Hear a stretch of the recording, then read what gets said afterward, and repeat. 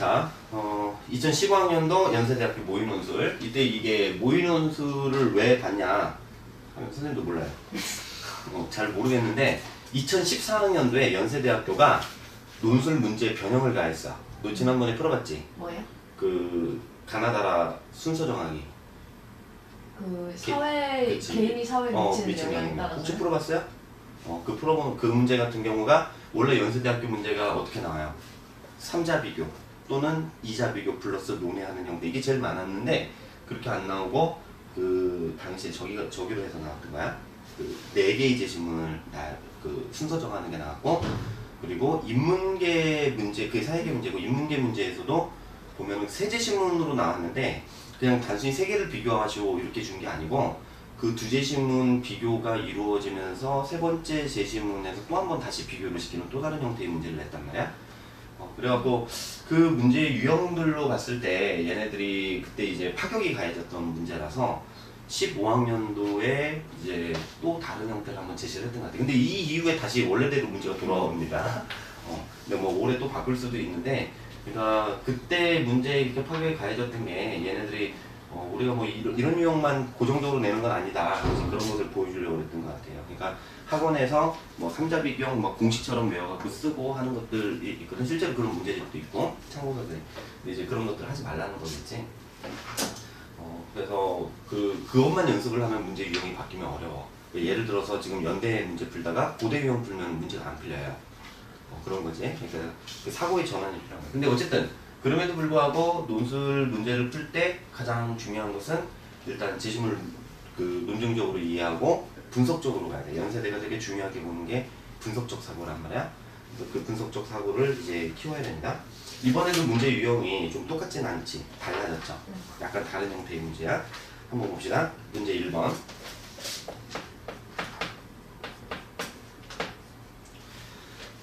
제시문 나의 언어 현상을 적절한 기준을 사용하여 분류하고 그 유형들을 제시문 가다시 1과 가다시 2 논제를 활용하여 평가하시오. 자, 일단 논제 분석을 먼저 해보면 뭐 하라고 그랬어요? 하라고 한 게 몇 가지입니까? 몇 가지야? 3가지요. 왜 3가지야? 크게. 2가지. 일단은 동사를 먼저 잡아야 돼. 뭐 하고 뭐 분류하고. 그러면은 이제 선생님이 여러분 보고 하라고 하는 게 뭐예요? 연습지라든지 아니면은 문제지 여기에다가 이렇게 네모칸을 칠하는 거지. 뭐별로? 문제별로. 이렇게 2개를 만들면 되겠죠. 그럼 뭐 해야 돼? 분류하고. 분류하기가 하나가 들어가고, 여기 답안 구성하는 거야.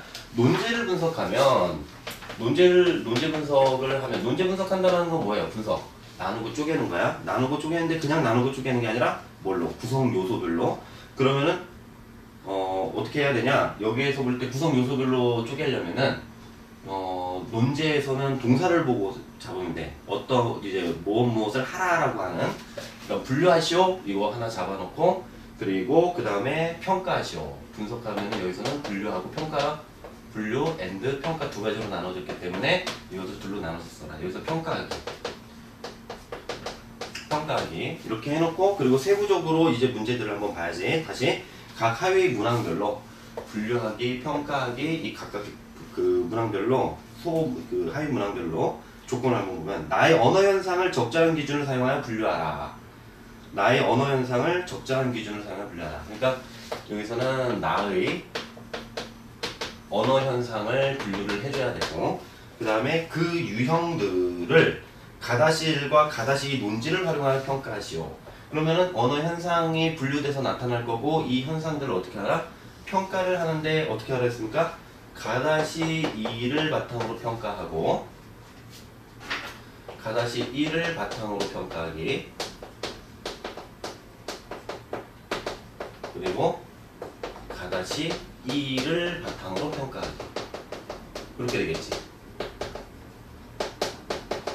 자, 그러면은 전체 구성을 놓고 보면은 어떻게 되겠어요, 이게? 이제 쪼개지지. 그지? 그래서 이제 3개가 되는 거야. 아까 그 2개까지 합쳐갖고, 이거 2개를 말해갖고 3개로 말한 거지? 네. 그럼 마찬가지야. 그래서 여기에서 보면은 글자 수가 거의 천자 안팎이기 때문에 이제 기본적으로 300, 300 정도, 또는 350, 350, 350 정도, 이런 정도 생각을 하고서 이제 단락을 구성하면 돼. 여기서 처음에 두 개이기 때문에 대등하게 그냥 두 개로 나눠놨는데 이걸 잘라놓고 보니까 어때? 얘 앞에서 평가 대상들 분류해내는 거 한 3분의 1, 얘 3분의 1, 3분의 1이 되겠군. 균형 있게 이제 하면 되죠. 이제 제시문을 분석해갖고 어떻게 해라? 이제 얘네들을 채워넣는 거야. 이 개요가 논제 분석을 하면은 뭐가 나온다고? 개요가 나옵니다. 그래서 이 구성 틀이 나오는 거야. 글을 어떻게 구성할지. 자, 한번 봅시다. 일단은 나의 현상을 한번 먼저 봅시다. 제시문 나에 나타나는 현상들. 뽀샵질, 포토샵으로 사진을 꾸밈, 짱나, 짜증이 난다, 질겜, 즐겁게 게임하세요, 냉무, 내용이 없다. 이거 어떻게 읽는 거예요? 크득크득, 키득키득, 크스크스, 그스그스, 감사, 반가워. 너네들 반가운 말 쓰냐? 아니요. 이게 20년 전에 채팅할 때 쓰던 말이야. 필수통신 시대에 이게 아직도 나가네. 니은기억 누구? 이응이응 이건 많이 쓰죠. 네. 응. 그리고 갠전은 선생님도 처음 보는 단어예요. 개인끼리 게임을 하는 것. 강추, 강력 추천, 솔대, 솔직히 말해서 대박이다. 축하, 싫어, 맞아, 살랑하는. 쓰기가 더 어렵게 생겼네. 어서요, 어서 오세요. 글쿤, 겸허한, 멋쩍은, 손주병, 맞벌이하는 자녀를 대신해서 조부모가 손자, 손녀를 돌봐주다가 생긴 정신적 건강상의 문제점. 삼포시대, 경제상황이 좋지 않아 연애, 결혼, 출산을 포기하는 시대. 삼포시대라고도 하고 뭐 삼포세대라고도 하죠. 네. 알바추노, 아르바이트를 하다가 아무 말도 없이 연락을 안 하거나 도망가는 거.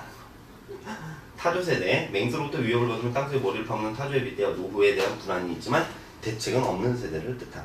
직장 내에서 동료를 따돌리는 일. 자, 월급 루팡, 하는 일 없이 월급만 축내는 직원. 돌직구남 돌직구녀, 상대방 입장을 고려하지 않고 직설적으로 말하거나 행동하는 남녀. 생각력, 생활력이 강한 여성.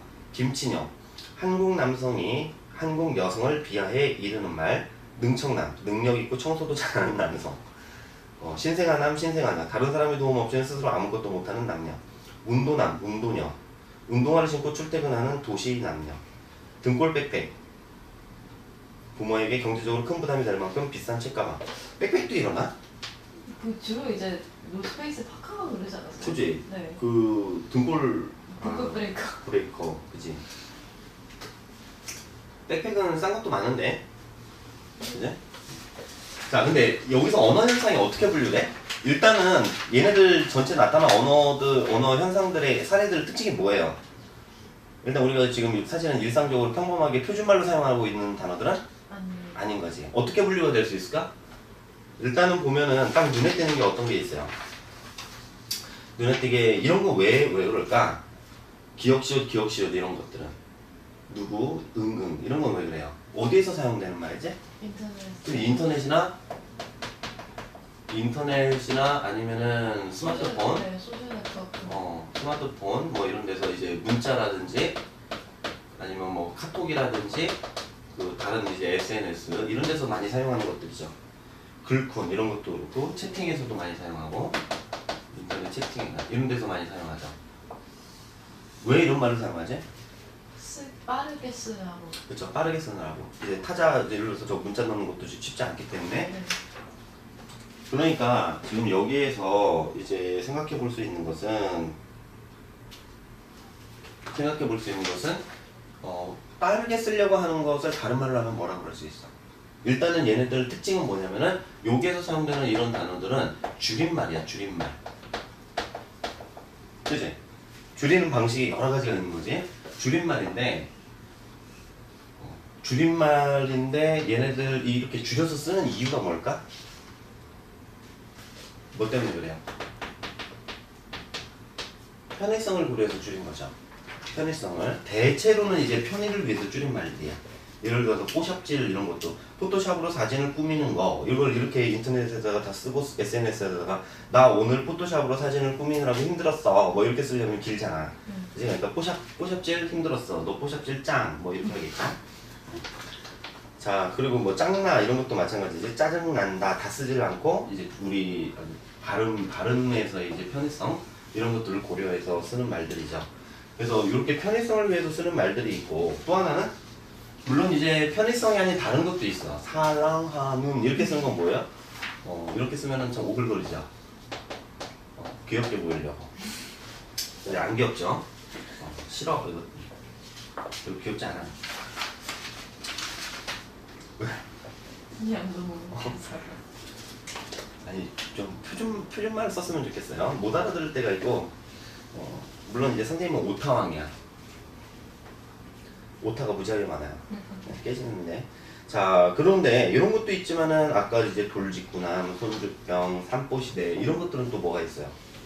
한 세대 하나는 편의를 위해서 줄이는 말이 있는가 하면은 하나는 뭐가 현재 사회나 또는 세태나 이런 것을 어떻게 하는 거야?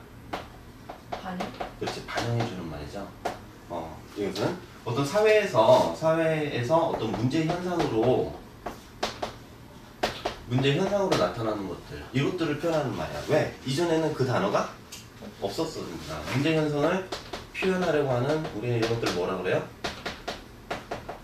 표현하려는 이 뭐예요? 신조어지? 신조어.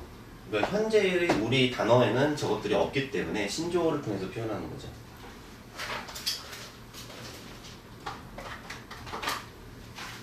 그래서 여기서처럼 이렇게 신조어로 표현하는 것들, 이것은 현 사회를 이제 반영하는 거야. 예를 들면은 아까 이제 삼포 시대나 뭐 선생님 말씀 삼포 세대 같은 것은 어떻습니까? 지금 우리가 젊은이들이 어떤 경제적인 여건이 지금 어렵게 내몰리고 있는 현상을 반영하고 있는 거죠. 손주병도 마찬가지인 거지. 손주병 이것도 어떻게 했어요? 예전에는 이제 맞벌이 많이 안 했는데 요즘은 맞벌이 하면서, 요즘은 그러니까 옛날에는 이랬던 거야. 결혼을 하면은 분가해서 멀리 떨어져서 살아. 그지? 근데 요즘은 분가를 하는데 어떻게 해요? 가까이 살아. 부모들 가까이 해. 그래야지 애들을 봐주거든. 그지? 요즘에는 그래서 이제 부모들이 알아서 그러죠. 뭐라 그래요? 멀리 이사 가라. 가까이 오지 마. 힘들잖아. 엄청나게 힘든 일이에요. 나이 들어서 한다는 게. 옛날 이제 대가족 때 선생님 어릴 때 같으면은 진짜 대가족이었거든. 우리는 이제 증조할머니, 할머니, 할아버지는 조금 일찍 돌아가시긴 했지만 선생님 6살 때면 그때 있었고 아버지, 어머니, 형 이렇게만도 6인데 이제 우리 삼촌들도 이제 장가 안 간 삼촌들, 장가 가고서도 같이 살았던 삼촌도 있어요. 그러니까 진짜 대가족이 제일 많을 때 한 13명까지 있었던 것 같아요. 자, 근데 어쨌든 뭐 이런 현 세태를 반영하는 거죠. 아까 등골 빽빽 같은 경우도 마찬가지고, 이것도 봐봐. 운동남, 운동형. 운동화를 신고 출퇴근하는 도시남녀인데 이거 요즘에 간혹 보이기는 하는데 우리나라에서는 보통 출퇴근할 때 정장들 입고 다니잖아. 그지? 근데 이제 미국 애들 보면은 걔네들은 저기를 회사에서 신는 신발이 아마 회사에 있거나 들고 다니거나 그럴 텐데 이제 걸어 다니고 이럴 때는 편하게 하려고 정장을 입고 운동화를 신어요. 백팩을 메고. 그런 애들이 꽤 많단 말이야. 우리나라에도 이런 게 들어오는 거지. 자, 그래서 여기서 보면은 여기에 들어가는 단어들이 있고, 그리고 이렇게 분류가 되는 단어들이 있는 거야. 이쪽에 들어가는 거. 이런 것들은 보통 어떻습니까? 얘네들은 일단은 언어를 파괴하는 그런 현상을 보이고 있죠. 그지? 예를 들어서 우리나라는 일단 기본적으로 초성하고 중성, 그리고 종성, 또 종성은 뭐 없을 때도 있지만 초성 중성으로 이제 하나의 의문이 완전하게 나타나도록 하나의 음절을 딱 구성하게끔 이제 단어를 만들어야 되는데, 그렇지 않고 아까 응이라든지 감사라든지 뭐 이런 것들은 완전히 파괴해버린 거지. 그리고 맞춤법에 어긋나는 것도 있고, 그지? 그러니까 어법에 언어 파괴를 했다는 것은 이것은 기본적으로 우리의 어법을 파괴해서 만든 단어들이에요. 이것들도. 그리고 사실 어법 파괴하는 것은 저것도 마찬가지야. 등골, 백팩 이렇게 얘기를 했는데, 우리가 지금 신조어를 만들 때는, 새로운 단어를 만들 때는 우리말끼리 조어를 하거나 아니면 한자어로 조어를 하거나 그러지. 그지? 근데 이제 영어를 중간에 끼워 넣으면서 이렇게 조어를 하는 경우는 이제 없단 말이야. 그래서 이제 월급 루팡도 마찬가지고, 이게 왕따라고 하는 말은 직장에서 이제 따돌림 당한다, 직다 이렇게 하는데, 이것도 이제 바른 조어법은 아닌 거죠. 그치? 그러니까 이런 것들을 여기서 어떤 현 세태나 또는 현 사회의 문제점을 이제 반영하는 단어들도 이런 언어 파괴 현상이 같이 나타나고 있죠. 그지? 그래서 요것들을 이제 정리해서 써 넣으면 돼요. 이렇게 분류하는 것은. 이건 어려웠나 혹시? 말하기 싫어요? 말 안 해도 돼. 자, 그 다음에 요 분류하는 것은 이제 여기에 이게 들어갈 내용인 거죠. 요게. 네. 그 다음에 가다시 1을 바탕으로 평가하고 가다시 2를 바탕으로 평가를 해야 되니까 가다시 2를 한번 읽어봅시다. 이것은 무슨 얘기냐면 가다시 1을 바탕으로 평가하라 이렇게 얘기할 때 얘는 뭘 말하는 거야? 평가의 기준인 거지. 평가의 기준. 그래서 이 평가하는 방법은 이 기준에 요 현상이나 사례가 부합하는지 부합하지 않는지 그걸 보는 거야. 가다시 2를 바탕으로 하라고 할 때도 이것이 이제 기준이 되는 거죠. 이 각각의 기준을 이제 설정을 해야 되는 거야.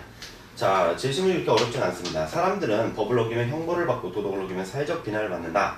다른 사람과 어울려 살 수밖에 없는 인간이 법이나 도덕 관습 같은 사회규범을 지키지 않는다면 사회의 기본 규칙이 깨질 것이고 사회 구성원 모두는 불편한 상황에 놓이게 될 것이다. 자, 여기에서는 가다시 1에서 말하는 건 뭐예요? 사회규범이지. 이제 주제는 사회규범이야. 그래서 이 사회규범을 지켜야 사회 질서를 유지하고 사회를 안정되게 만들 수 있다는 얘기죠. 자, 안 그러면 이제 불편해지는 거야. 그지? 예를 들어서 이제 주차 라인. 그지? 이게 뭐 법적으로 구속되는 건 아니지만 주차 라인을 두 개를 걸쳐 놓으면은 주차 공간 두 대 될 수 있는 데다가 거기다 걸쳐 놓으면 어떻습니까? 다른 사람이 차를 못 대죠. 그렇지 않아도 주차 공간이 부족한데 그래서 아주 강력한 법을 해야 된다고 생각해요. 그렇게 주차를 해놓으면은 어떻게 해야 된다? 면허를 박탈하는 거야. 아니 면허를 정지시키거나. 좀 지독하죠. 그렇게 하면 너무 독한 법인데. 사회 질서와 이제 안정을 위해서 그런 거죠. 자, 사회 규범이 또 하나가 이제 적을 지켜야지 우리 모두가 이제 편할 수 있어. 자, 근데 사회 규범이 정상적으로 작동하는 사회의 개인들은 자신의 사회적 정체성에 대한 인식과 자신이 공동체와 맺는 관계에 대한 인식을 안정적으로 추구한다. 자, 이게 사회 규범이 잘 이루어지면은 개인의 정체성과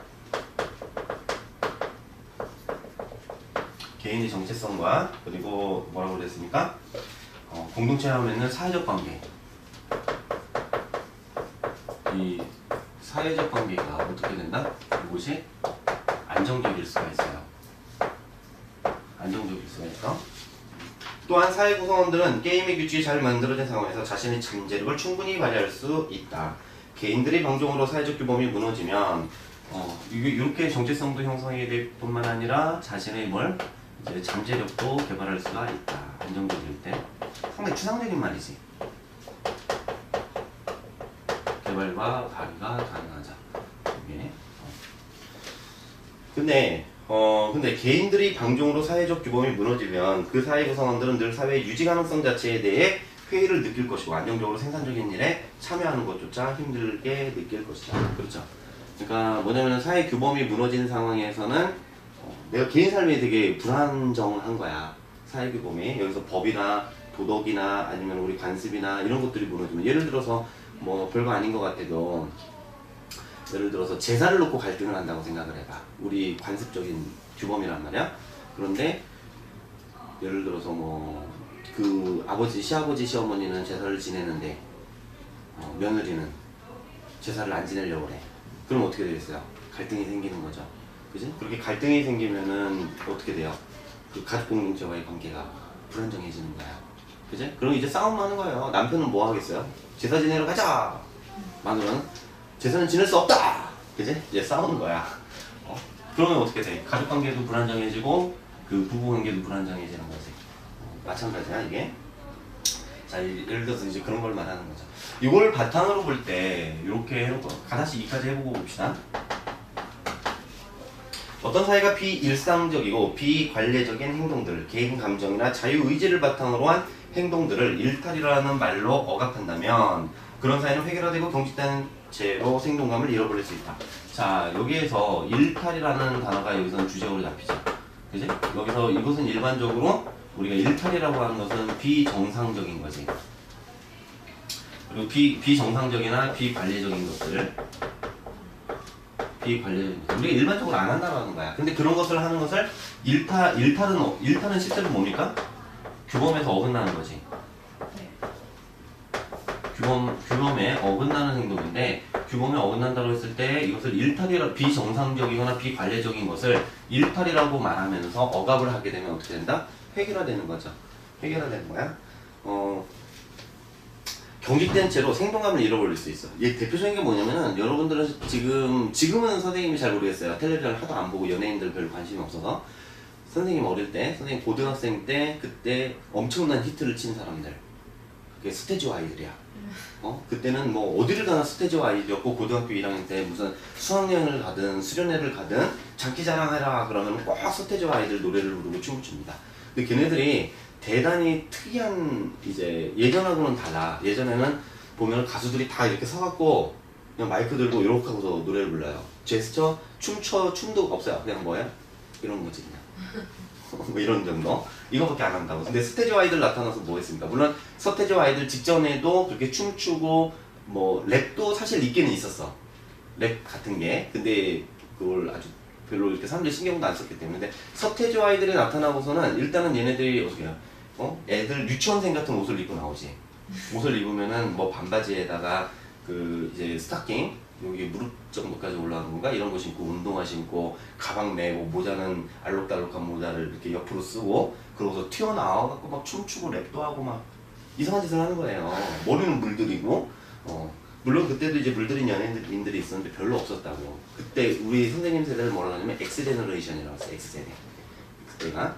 근데 X세대인데 그러니까 되게 특이한 거야. 기존에 있었던 규범으로부터 이제 벗어난 거죠. 그지? 그래서 이제 근데 걔네들 대유행을 하고 막 그랬던 거야. 그러면 이제 기성세대들이 걱정했던 건 뭐예요? 아, 우리 자식이 저러고 다닐까봐. 그런 게 걱정이 되는 거야. 물들이고 다닐까봐. 그리고 이제 귀걸이도 이제 하기 시작한 거야, 남자들도. 그것은 한 2000년대 들어갔고, 2000년, 2001년, 이때쯤 되면은 이제 남자들도 귀걸이를 조금씩 더 많이 이렇게 하고 다니기 시작했단 말이야. 그러니까 그 X세대들을 딱 보고서 그 10년 사이에 사회가 엄청나게 바뀌었는데, 기본적으로 우리가 그러니까 원래 규범이라고 하는 것은 행동에 대한 기대야. 특정한 행동을 기대하고 있는 거야. 그지? 우리가 예를 들어서, 그 처음 보는 사람을 만나면 어떤 행동을 기대합니까? 서로 인사하는 걸 기대를 하죠. 인사하면서 자기 이름 말하고 소개하기를.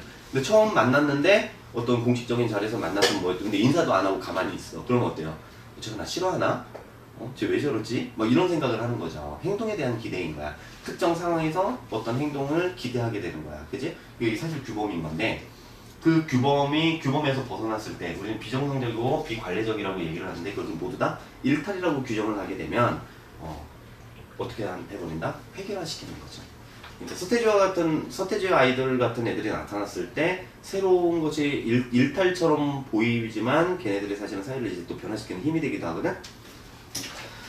여기에서는 이제 그런 걸 말하는 거야. 개인의 욕구나 자유의지를 제한하여 개인의 자율성을 지나치게 억압한다면 사회 발전의 중요한 원동력들이 사라지는 결과를 초래한다. 이렇게 일탈로 이제 규정하게 되면 어떻게 된다? 획일화가 되고 그리고 이렇게 되니까 어떻게 된다? 개인의 욕구는 분출이 되지 않고 자유롭게 선택하지 못하는 거죠. 이것은 사실 이제 개인의 자유로운 욕구 추구. 이제 욕구 추구를 이제 억압하게 되는 거야. 이걸 억압하게 되니까 어떻게 된다고 그랬어요? 사회 발전을 지금 가로막게 되는 거지. 그렇게 하지 말라는 거죠. 어린이들의 호기심, 발명가들의 생각이나 실험들, 예술가들의 전위적인 작업들 같이 사회 구성원들에게 익숙한 것들이 경계선을 넘어가는 일탈적 사고나 행동들, 그것은 신선하고 새로운 아이디어를 낳는다. 오히려 이 일탈이라고 하는 것은 어떻다? 새로운 사고를 낳는 거죠. 요거지. 그러니까 여기에서 그러면은 이 일탈이라는 것은 사실은 창의성과 관련되는 거죠. 그치? 기존에 있었던 규범과 경계를 벗어날 수 있다는 점에서 자, 그래서 새로운 아이디어를 낳고 사회적으로 유용한 결과를 가져다 줄 수 있다. 한 지역의 문화, 음악, 예술, 디자인 등 창조적 작업에 종사하는 사람들의 비율이 높을수록 그리고 성소수자들의 비율이 높을수록 그 지역의 GDP 수준이 높다는 연구 결과입니다. 일단은 어떤 사회 질서나 사회적 규범이 변화의 요구에 부딪혔을 때 기존 질서를 변화시키는 긍정적 힘이다. 기존 질서를 변화시킨다라고 되어 있지. 자, 저기를 보면은 사실은 누구냐? J.S. 밀 자유론에서 하는 얘기가 뭐냐면은 이제 자유를 보장해라 이런 얘기를 합니다. 자유를 보장하는데 특히 이제 예를 드는 것이 뭐냐면은 이제 천재들 독창성을 가진 천재들을 자유롭게 이제 생각하고 판단하고 행위할 수 있도록 해줘라. 그런 사회 분위기가 돼야 되는 거야. 안 그러면 어떻게 된다? 그런 천재들은 극소수지만 그네들이 자유로운 사고를 통해서 사회를 변화시킬 수 있다라는 거지. 얘 지금 같은 논리인 거야. 그 지난번에 중요 문제 풀었었잖아요. 그 세 번째 제시문이 그게 JS 미디어 2008학년도 거 네. 수시 거기에서 나왔지. 그래서 공리주의자긴 한데 어쨌든 간에 자유를 중시하는 이유가 개인의 자유가 보장되어야 개성을 발휘할 수 있고 그 개성을 통해서 다양성이 증진되는 거예요. 그 다양성 속에서 이제 천재적인 독창성도 나올 수 있는 게 되니까 그런 걸 통해 여기도 마찬가지 새로운 사고를 통해서 사회를 발전시키는 이제 원동력이 된다라고 하는 거. 그래서 일탈이라고 해서 어떻게 얘를 일탈이라고 하니까 비정상적이거나 비관리적인 거 이런 것을 일탈이라고 한 사회규범에 그냥 어긋났다라고 해갖고 억압하지 말고 얘네들을 오히려 어떻게 해라? 진척시켜라 이런 얘기지. 그럼 이 측면에서 볼 때 여기에서 나타나는 것들은 다 기본적으로 뭡니까? 어법을 파괴하는 거예요. 이 관점에서 보면은 사회 규범, 우리가 일상적으로 따라야 되는 문법 규칙이 있고 어법 외에 규칙이 있는데, 그제? 문장을 구사하는 규칙이 있는데 그 규칙을 깬 거죠. 이걸 깨면 어떻게 되는 겁니까? 얘가 볼 때는 사회 규범을 깼어요. 그러니까 얘는 긍정적인 평가를 받겠어, 부정적인 평가를 받겠어. 당연히 부정적인 평가를 받겠지. 왜 부정적인 평가를 받을까? 개인의 정체성이나 사회적 관계에 해를 끼치거든. 오히려 그리고 잠재력을 개발하거나 발휘할 수 있는 기회를 오히려 억압하게 돼. 왜? 사회 질서가 준비됐어. 그럼 이것은 구체적으로 언어 현상하고 관련해서 이야기를 하게 되면 어떤 얘기를 할 수가 있는 겁니까? 의사소통. 그렇지. 핵심은 그거지. 의사소통이 여기에다가 이렇게 적용을 하면은 어떻게 된다? 의사소통이 불가능해집니다. 선생님도 그래서 인터넷에서 게시판에 있는 글이나 어떤 그 답글 같은 것을 보다가 보면은 이해할 수 없는 단어들이 간혹 있습니다. 지금 언뜻 생각이 나지 않는데 어쨌든 걔네들이 답글에다가 아주 짧게 설명도 없어. 그러면은 뭐라고 이렇게 걔네들이 쓰는 단어들을 얘기를 하거든. 그러니까 특정 사이트에서 사용하는 속어일 수도 있고, 네. 아니면은 특정 세대가 쓰는 그 특정한 또 신조어일 수도 있단 말이야. 그런데 그런 것들을 이렇게 사용을 하면서 보면은 댓글을 쭉 달아요. 그리고 이제 자기들 키득키득 또 막 그 밑에다 키득키득 달아놔. 근데 이제 보는 사람은 어때요? 저게 무슨 뜻이지? 이러는 거지. 알아듣지를 못하는 거예요. 짜증나죠? 그러면 이제 뭐야? 거기다가 설명충 등판해주세요. 그럼 설명충. 그것도 신조어지? 왜 설명충이 있나? 왜 거기 충이 붙었지? 그러니까 원래 별로 안 좋은 뜻에서 비롯된 거거든요. 그러니까 뭐 충이 붙으면 이제 안 좋은 뜻일 텐데. 그래갖고 왜지 쓸데없이 이제 끼어들면서 설명하는 사람들 보고 설명충이나 하다가 그 의미가 변질된 거예요. 또 이제 그러니까 그렇게 긍정적으로 사용하는 경우도 있는 거죠. 설명충 등판 그러면은 설명충이 나와서 쭉 나오죠. 이거 뭐 어찌어찌 해갖고서 이렇게 사용하던 말인데 지금은 이런 뜻으로 사용하고 있습니다. 뭐 하면서 그런 설명이 없으면 사실 이해가 불가능한 그런 단어들도 꽤 많단 말이야. 핵심적으로 이거죠. 의사소통이 불가능해지고 또는 의사소통이 단절되는 거죠. 그지? 이게 기성세대가 저걸 쉽게 따라올 수 있으면 괜찮은데 기성세대들이 저걸 쉽게 못 따라간단 말이야. 그래서 그것도 안 되고 또한 이렇게 의사소통이 불가능하면은 뭐가 됩니까? 그 언어를 사용하는 집단과 그 언어를 공유하는 신조어나 이런 것들 파괴된 언어를 사용하는 집단이 있을 텐데 그 집단과 그 집단이 아닌 사람들 사이에서 뭐가 또 조성이 됩니까? 뭐 위화감이 생길 수도 있는 거지. 그치? 여러 가지를 얘기를 할 수가 있지. 이런 것들이 우리 어떤 사회적 관계를 단절시키는 거야. 이 개의 정체성에서 볼 때는 그 언어를 사용하는 사람들, 예를 들어서 그런 거 있잖아. 일베 애들 보면은 또 일베 애들이 사용하는 용어가 있다며. 그래서 그 단어들을 보면은 너 일베 하는구나. 뭐 이렇게 말을 하는 것도 있더라고. 그럼 이런 것들이 보면은 어떤 언어 파괴라는 현상에서 사실 걔네들의 정체성을 규정해 줄 수도 있는데 또 하나는 뭐냐면은 우리가 같은 언어를 공유하지 못하기 때문에 동일한 정체성, 사회적인 정체성을 갖기가 어려운 거죠. 집단과 집단으로 나뉘는 이제 갈등이 생길 수도 있는 거지. 근데 반면에 가다시 이해 측면에서 볼 때는 어떻습니까? 얘가 볼 때는 가다시 이해에서 볼 때는 이런 것들을 어때? 긍정적으로 평가할 수 있는 거죠. 그지? 새로운 단어. 예를 들어서 이게 참 놀랍죠.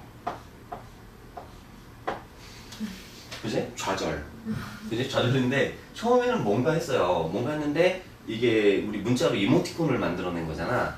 그래서 난 이걸 보고서 진짜 놀랍게 생각을 했습니다. 야, 대단하다. 진짜 창의적이지? 그지? 이런 걸로 이제 여기다 받고 다니는 애들도 있죠. 티셔츠에다. 그런 것도 나오기도 하는데. 어쨌든 간에 새로운 단어들을 계속해서 만들어내고 있고, 그지? 우리 언어는 특징이 뭐예요? 계속 변하죠. 변하는 거야. 예를 들어서 뭐가 있어요? 옛날 같으면은 개 하면은 이렇게 안 썼잖아. 이렇게 해서 초성, 중성, 종성을 다 맞춰서 썼죠. 이제 이런 것도 사라지는 거지. 그지? 그러니까 언어는 변한단 말이야. 변하는데 이렇게 고정적으로 둬야 된다, 고정적으로 존재해야 된다는 생각을 할 필요가 없는 거지. 그러니까 언어의 뭐가 새로운 발전을 추동할 수가 있는 거란 말이야, 이게. 그것도 가능하고, 그리고 또 하나는 현 사회를 비판하는 새로운 단어들. 그지? 위트 있게 만들어서 사람들에게 재미를 주기도 하지만, 또 한편으로는 우리 그 사회의 어떤 문제를 표현할 수 있는 그 적절한 단어나 개념이 없을 때 그걸 표현해주는 새로운 단어들이 나타나는 거죠. 그지? 그래서 요것도 마찬가지로 언어 발달을 촉진시킬 수 있는 그런 요소가 될 수 있지. 그지? 새로운 생각의 또 아이디어. 요거 나온 거 말고도 또 다른 이모티콘들 많이 나오죠. 그지? 인터넷에서 사용하는 단어들이나 이런 것들. 그런 것들은 되게 괜찮은 것 같습니다. 여기서 볼 때는 이게 일탈로 규정될 것이 아니라 비관리적이긴 하지만은 이제 언어 규범을 계속 변화시켜가면서 이제 새로운 표현들을 만들어낸다. 이런 것들 오히려 사회 발전에 도움이 될 수 있고, 사회 발전에 도움이 되는 또 다른 방법은 이런 언어 현상이 우리 선생님 답에는 그걸 쓰진 않았지만 이런 것도 말할 수 있어요. 여기서 새로운 보통 보면 신조어들 나타나는 경우가 좋은 현상 가리키는 것보다는 사회에서 문제가 있고 부정적인 현상을 가리키는 경우들이 많다고. 그 현상들을 가리키는 단어가 자주 사용된다는 것은 뭘 뜻하는 거야? 그만큼 우리 사회에서 그게 문제라고 하는 인식이 이제 어떻게 된 거야? 공유되고 있다는 거지. 공감대가 형성이 되는 거야. 그걸 통해서 사회를 변화시키는 변화시키는 안테나의 역할을 또 하는 거예요. 감지하는 역할. 그치? 그래서 이제 사회 발전에 도움이 될 수 있다. 이런 얘기도 이제 전개를 할 수가 있을 겁니다. 이해되니?